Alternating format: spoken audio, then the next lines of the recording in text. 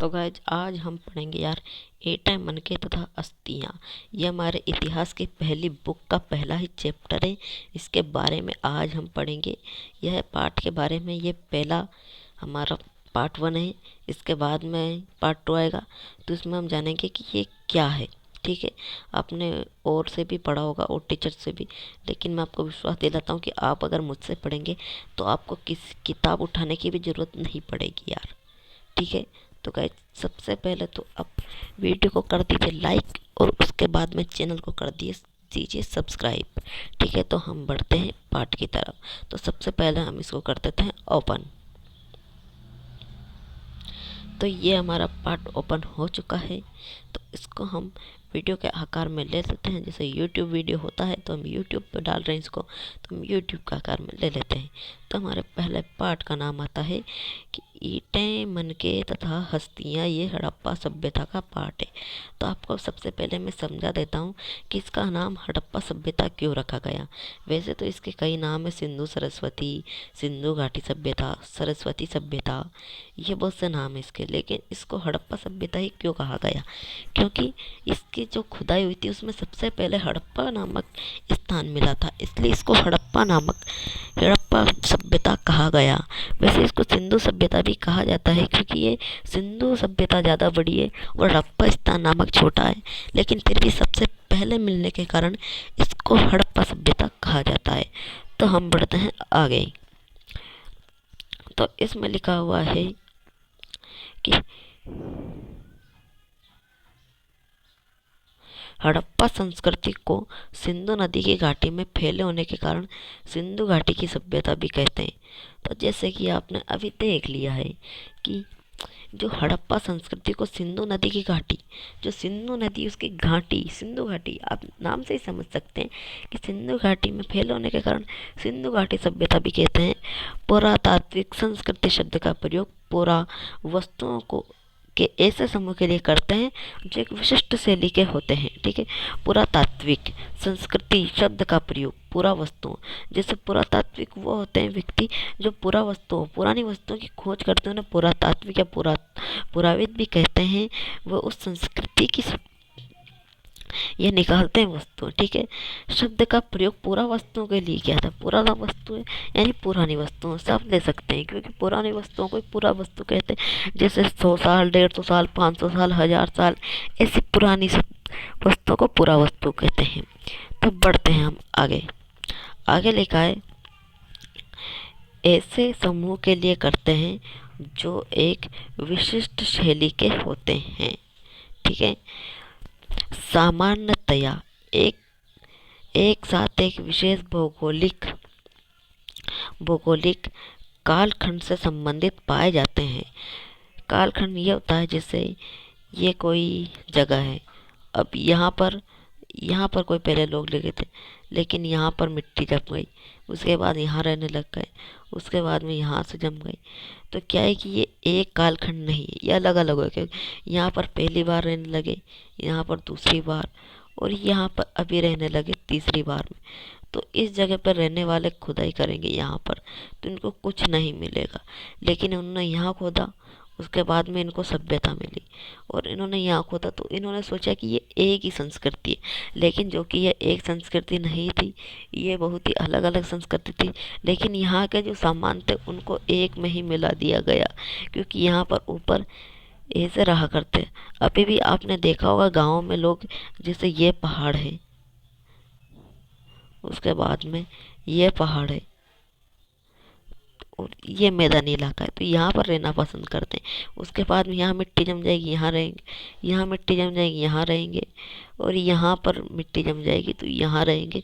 तो वो जब खुदाई करेंगे, अगर इस तरफ करेंगे तो कुछ भी नहीं मिलेगा, लेकिन यहाँ पर पहली परंपरा, यहाँ पर दूसरी और यहाँ पर तीसरी, ऐसे उन लोगों को यहाँ पर संस्कृति मिलेगी।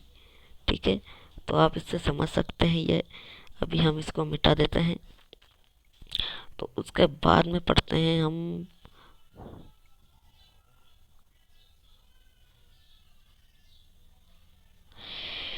दूसरा पॉइंट आ जाता है हमारा, इस सभ्यता का नामकरण हड़प्पा नामक स्थान पर जहाँ पर ये संस्कृति पहली बार खोजी गई थी के नाम पर किया गया है।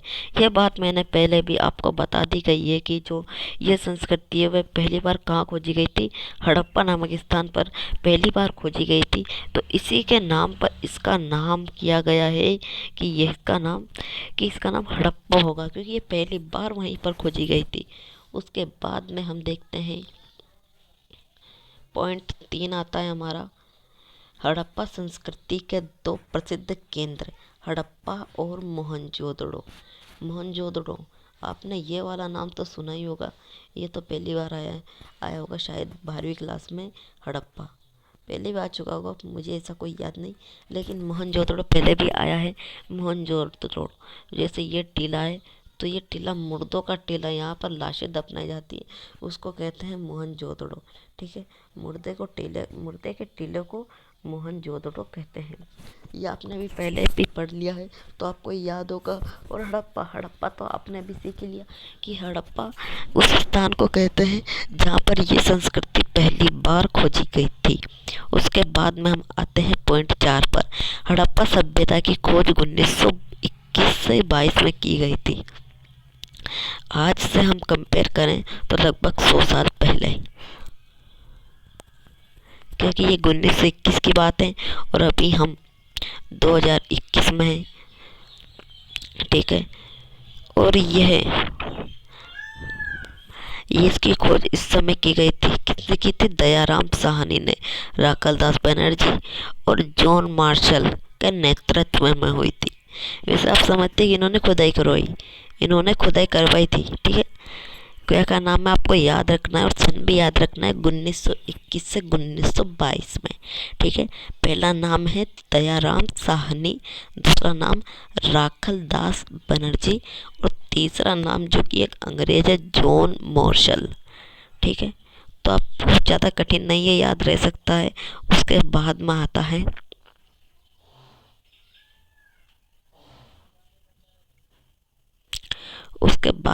है हड़प्पा का काल विकसित सभ्यता। ये जो पॉइंट, हड़प्पा का काल विकसित सभ्यता मतलब ये किस काल की सभ्यता है? वैसे ये एक नगरीय सभ्यता, शहरी सभ्यता भी कह सकते हैं हम इसको। आजकल के शहरों से तो ये बहुत बड़ी सभ्यता है। इस प्रकार के शहर तो अभी तक भी मतलब सुनियोजित शहर हैं। यहाँ पर गलियाँ टेढ़ी मेढ़ी नहीं है, बिल्कुल सीधी है, जैसे अभी के टाइम पर भी हम शहरों में नहीं देख सकते ऐसी गलियों को। तो ठीक है, इससे आज से तो बेहतर सभ्यता है, इसको कह सकते हैं। ठीक है, तो यह है कि जो 2600 ईसा पूर्व से 1900 ईसा पूर्व तक, तो आप सोच रहे होंगे कि 2600 से 1900 तक कैसा है। तो मैं से पढ़ रहे जैसे 2000 के बाद में 2021 के बाद में 2018, फिर 2017, 1900, 1800, 1700, ऐसे नीचे से ऊपर जा रहे हैं, कालखंड में नीचे से ऊपर जा रहे हैं। इसलिए 2600 से 1900 ईसा पूर्व है, क्योंकि 2600 तो पहले, अगर 2021 की तरह 2600 पहले, अगर 1900 बाद में आए। ठीक है, तो ये उल्टा चल रहा है कि बीच मानी जाती है। ठीक है, इस काल को हम शहरी काल भी कह सकते हैं। जिसके बाद में आता है हड़प्पा सभ्यता की जानकारी के प्रमुख स्रोत, मतलब कि जो हड़प्पा सभ्यता है उसकी जानकारी हमें कैसे मिलती है। तो इसके प्रमुख स्रोत क्या क्या है वह हम इसमें देखेंगे। पहला है कि खुदाई में मिली इमारतें। जो भी शहरों की खुदाई की जाती है उसमें जो इमारतें मिलती है उससे हमें पता चल जाता है। उसके बाद में मृदभांड, जो मिट्टी के बर्तन होते हैं उससे हमें पता चलता है। औजार, जो वहाँ कोई काम करने वाले जो शिकारी होते थे, या फिर जो लकड़ी या काटने के जो भी मिलते हैं औजार, उनके जरिए हमें पता चलता है। उसके बाद में आभूषण, जो पुरुष होते हैं, स्त्री होती है, उनके आभूषण हाथ में पहनने के, गले में पहनने के, जैसे आज भी पहने जाते हैं आभूषण, उसी से थोड़े अलग होंगे लेकिन आभूषण मिलते हैं। सोना चांदी ये तो होता नहीं था, कांसे के ही मिलेंगे वहाँ पर, क्योंकि टिन और तांबे को मिलाकर कांसा बनता है, तो कांसे के हो सकते हैं। उसके बाद में आता है 7 पॉइंट हड़प्पा सभ्यता का विस्तार। जो ये हड़प्पा सभ्यता थी ये कहाँ तक थी, कहाँ तक फैली हुई थी, इसका विस्तार क्षेत्र के बारे में जानेंगे हम। तो ये सभ्यता अफगानिस्तान, जम्मू और बलूचिस्तान जो भी पाकिस्तान में है, उसके बाद में गुजरात, राजस्थान, पश्चिम उत्तर प्रदेश, यहाँ तक, मतलब ये कोई छोटी मोटी सभ्यता नहीं थी, ये बहुत बड़ी सभ्यता थी। इसके शहर अभी भी खुदाई में मिलते ही जा रहे हैं। जैसे जैसे खुदाई चल रही है वैसे अलग अलग शहर मिल रहे हैं। अफगानिस्तान अफगानिस्तान तक ही फैली हुई थी, जिसके बाद में जम्मू, क्योंकि ऐसे पता चला, आप सोच रहे हो कि एक जैसी सभ्यता अलग भी तो हो सकती, तो एक कैसी, तो इससे पता चलता है कि एक जैसे बर्तन होना, एक जैसे कार्य या कपड़े या औजार, कुछ भी एक सा मिलने पर ऐसा लगता है कि ये सभ्यता एक ही थी, यहाँ तक फैली हुई थी। जिसके बाद में आता है 8वां पॉइंट। तो इसके प्रमुख जो स्थल है उनके बारे में जानेंगे हम। पहला प्रमुख स्थल था नागेश्वर, बालाकोट, चहोंदड़ो, कोटदीही और धौलावीरा। ठीक है, ये जो प्रमुख स्थल थे। और उसके बाद में आता है लोथल, कालीबंगन, बनावड़ी, राखीगढ़ी इत्यादि। और भी हैं लेकिन उनके नाम नहीं आए हैं। ठीक है, ये आपको याद रखने हैं। नागेश्वर, बालाकोट, चहोंदड़ो, कोटदीजी, धौलावीरा, लोथल, कालीबंगन, बनावड़ी, राखीगढ़ी इत्यादि, ये नाम याद रखना है आपको। उसके बाद में आते हैं, यह एक नगरीय सभ्यता थी, जैसा कि मैंने आपको पहले ही बताया कि यहाँ पर शहर पाए गए हैं, इसलिए ये एक नगरीय सभ्यता थी। इसकी सबसे प्रमुख विशेषता इसकी नगर निर्माण की योजना थी। इसके नगर ऐसे समकोण होते थे, ऐसे कुछ टेढ़े मेढ़े, जैसे ये टेढ़ा मेढ़ा रास्ता नहीं होता था, बिल्कुल यहाँ पर रास्ते समकोण बिंदु पर काटते थे। ठीक है, यहाँ पर बहुत ही अच्छे शहर पाए गए हैं। उसके बाद में हम देखते हैं तो हड़प्पा सभ्यता की दो बस्तियों में विभाजित। हड़प्पा जो सभ्यता है वह दो बस्तियों में विभाजित है। ठीक है, तो पहली बस्ती है दुर्ग। दुर्ग जैसे कि यह दुर्ग है और यह यहाँ है शहर दूसरा, तो ये दुर्ग ऊपर की तरफ है और ये नीचे की तरफ है, तो इसको निचला शहर बोला जाता था, क्योंकि यहाँ पर राजा व सैनिक दुर्ग से अलग रहते थे। और यहाँ पर पूरे में 4 दीवारी थी जिससे दुश्मन हमला ना कर सके। लेकिन यह निचला शहर था, दुर्ग के ऊपर अलग से 4 दीवारी थी। दुर्ग में एक नहाने का स्नान घर था, अलग अलग थे। जिसके बाद में निचला शहर आवासीय भवनों के उदाहरण प्रस्तुत करता है। इसमें आवासीय भवन कैसे, जैसे कोई व्यापारी आया तो उसके लिए आवास के लिए जो कमरे होते थे उनको आवासीय भवन कहा जाता था। ये कोई सार्वजनिक नहीं होते थे, इनका किराया लगता था। आप ऐसे समझ सकते हैं क्योंकि वहाँ के लोग थे वह। जिसके बाद में आता है हड़प्पा सभ्यता में सड़कों तथा गलियों को एक ग्रिड पद्धति द्वारा बनाया गया था और एक दूसरे को संकोण कर काटती थी। ठीक है, मैंने आपको पहले ही बताया है कि ये ग्रिड पद्धति है, इसमें के समकोण पर काटती है और इनके जो घर होते थे उनका दरवाज़ा भीतर की तरफ खुलता था। ठीक है, इनके जो घर थे उनका दरवाज़ा, ये घर है, मान लो कि ये सड़क की तरफ दरवाज़ा नहीं खुलेगा, इनका दरवाज़ा घर के पीछे खुलेगा ये, और सड़क के आसपास घर होते थे। उसके बाद में जल निकास प्रणाली अद्भुत थी। वीडियो ज़्यादा लंबा हो सकता है लेकिन मेरी यही संभावना रहती है कि मैं आपको जो मुझे पता है वह हर एक चीज़ आपको समझा सकूं, इसलिए वीडियो लंबा हो सकता है। तो आप अगर वीडियो पूरा देखेंगे तो आपको किताब उठाने की तक भी ज़रूरत नहीं पड़ेगी, क्योंकि इसमें जो भी महत्वपूर्ण टॉपिक हैं वह यहाँ पर लिखे हुए हैं। ठीक है, तो आप देख सकते हैं, आप पूरे टॉपिक को पढ़ना है। तो चलते हैं अगले वीडियो। ठीक है। यह है, कहाँ थे हम, ये जल निकास प्रणाली अद्भुत थी। जो जल निकास प्रणाली अद्भुत कैसे थी, क्योंकि घरों की जो नालियां थी, उनको नालियों को शहर की जो अलग नालियां थी उनसे जोड़ा गया था। ठीक है, जो घरों के गली की नालियों से जोड़ा गया था, ऐसे थे जैसे यह घर है। ठीक है, और यह गली की नाली है, तो इस नाली को इस नाली से जोड़ा गया था। ठीक है, ऐसे ये जल निकास प्रणाली भी वहाँ की अद्भुत थी। उसके बाद में आता है हड़प्पा सभ्यता में गेहूँ, जौ, दाल, सफेद चना तथा तिल जैसे खाद्य खाद्य पदार्थों के इस्तेमाल का अनुमान है। अनुमान इसलिए क्योंकि यहाँ पर कुछ बीज पाए गए हैं। हड़प्पा सभ्यता में गेहूं पाए गए हैं, गेहूं के जले हुए बीज कह सकते हैं हम, जले हुए बीज पाए गए हैं, जो पाए गए हैं, दाल है, सफ़ेद चना, हम तो नहीं जानते क्या होता है, आपको पता हो तो कमेंट में ज़रूर बताना कि सफ़ेद चना क्या होता है। ठीक है, उसके बाद में तिल जैसे खाद्य पदार्थों के इस्तेमाल का अनुमान। अनुमान है, सिर्फ ये नहीं है कि ये पाए गए हैं, क्योंकि इसमें से कुछ तो पाए गए हैं। और यहाँ पर जो चावल, मैं आपको बता दूँ, चावल कम मात्रा में पाए गए हैं।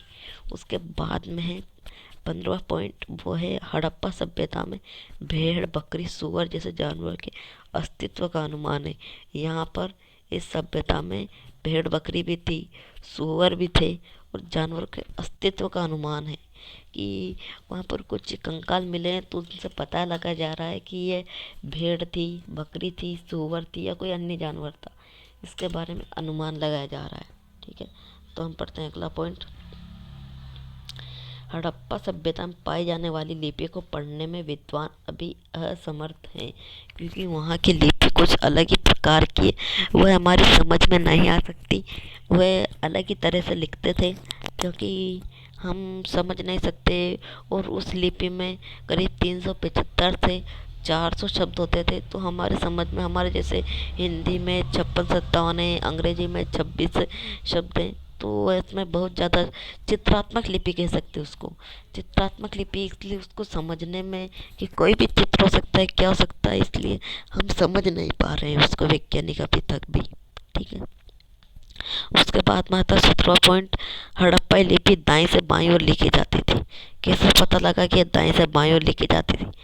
जैसे व्यक्ति अगर यहाँ से लिखना शुरू करेगा, तो अगर यहाँ पर स्थान कम पड़ा तो छोटा छोटा लिख देगा एक ही जगह पर, इसलिए यहाँ पर इस तरीके से लिखा जाता था। यहाँ से खुले खुले अक्षर हैं और यहाँ पर बिल्कुल सिकुड़े अक्षर हैं, यहाँ पर एक ही जगह। इससे पता चलता है कि यहाँ से दाईं से बाईं ओर लिखा जाता था। ये समझने की बात है।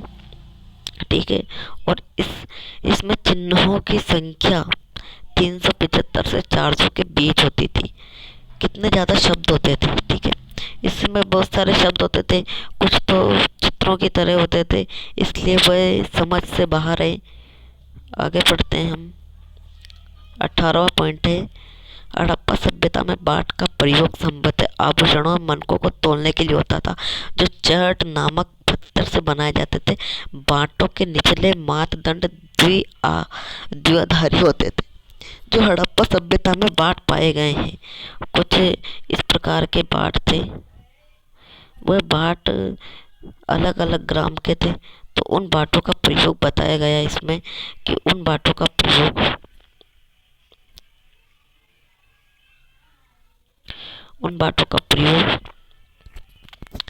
किस लिए किया जाता था कि जो आभूषण मन के ये ऐसे छोटे छोटे पारे होते, आभूषण, ये हार, इनको तोलने के लिए किया जाता था। बाटों के निचले मापदंड द्विधारी, ये एक धारी है, एक धारी, द्विधारी मान सकते हैं हम इसे, ये द्विधारी होते थे। उसके बाद माता चूहनड़ों को शिल्प उत्पादन का एक प्रमुख केंद्र माना जाता था। शिल्प, ये मोती निकालने के लिए शिल्प का प्रयोग किया जाता था। वह कार्यों में उन शिल्प कार्यों में मनके बनाना, या फिर कुछ भी बनाना इसके लिए किया जाता था। तो उसका प्रमुख केंद्र था चंद्रडो। ये सारे क्योंकि चंद्रडो से ही आए हैं, ये वैज्ञानिकों ने पता लगाया है। उसके बाद में शंख की कटाई, धातु कर्म, मोहरों का निर्माण तथा चट बाट बनाना सम्मिलित है, क्योंकि ऐसे ये काम वहीं पर होता था। उसके बाद में आता है 20वां पॉइंट, वो है मोहरों और मुद्रांकनों का प्रयोग लंबी दूरी के संपर्कों को सुविधाजनक बनाने के लिए होता था। मोहरें, ये जो मोहर होती थी, इसे मान सकते हैं हम उन्हें, कैसे भी मान सकते हैं, कुछ भी लिखा होता था इनमें जानवरों का। एक एक कुछ में तो वृषभ के चित्र होते थे, कुछ में यूनिकॉर्न के चित्र होते थे, तो उससे समझ सकते हैं हम। मुद्रांकनों का प्रयोग लंबी दूरी के संपर्कों को सुविधाजनक बनाने के लिए, जैसे किसी ने मान लो कि यह कोई चीज भेजी, यह कोई चीज भेजी और यहाँ पर लगा थी गठान, गठानी बोलते हैं, आप क्या बोलते हैं मुझे नहीं पता, ठीक है। तो यहाँ पर क्या करते थे, गीली मिट्टी थोप के यहाँ पर मोहर की छाप लगा देते थे। मोहर की छाप लगाने के बाद अगर कोई भी इसमें रखे सामान के साथ छेड़ाखाड़ी करता तो उसका पता चल जाता, क्योंकि मोहर खिसक जाती या मोहर का मुद्रांकन है वह खराब हो जाता, ठीक है। और उसके बाद में इससे पता चल जाता था, बस इसीलिए सुविधाजनक कार्य होता था। उसके बाद में आता है 21वां पॉइंट हमारा, हड़प्पा स्थलों से मिले शवाधानों में आमतौर पर मृतकों को गर्तों में दफनाया गया था। गर्त,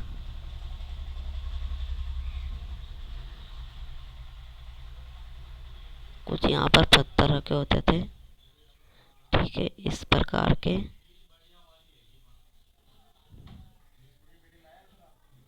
ये होता था, इसके बारे में बताया गया है कि यहाँ पर इन गर्तों में रखे जाते थे शवों को। यहाँ पर इनके साथ मृद भांड और इनके साथ में मिट्टी के बर्तन। उनकी मान्यता थी कि ये मरने के बाद भी इन व्यक्तियों के ये चीज़ें काम किए, इसलिए इनको रखा जाता था उनके साथ में, ठीक है।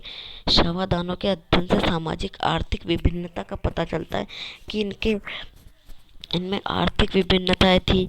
आर्थिक कैसे, जैसे इनके साथ मिस्र की सभ्यता में बहुत से आभूषण पाए गए, जो है बहुत ही अमीर व्यक्ति थे, लेकिन यहाँ पर हम अमीर होंगे इसलिए यहाँ पर इतने ये नहीं। और सामाजिक भी विभिन्नता थी कि इनके साथ में ऐसे नहीं दफनाए जाएं, क्योंकि ये कुछ काम के नहीं है, इससे पता चल जाता है। उसके बाद में ये दो अति लघु अंतरिक्षीय प्रश्न है, 2 अंक वाले, तो हम इनको पार्ट 2 में पढ़ेंगे। ये पार्ट 1 है, तो लाइक करें, शेयर करें। अगर आपको वीडियो पसंद आए तो बेल आइकन दबाना ना भूलें, ठीक है। मिलते हैं अगले वीडियो में।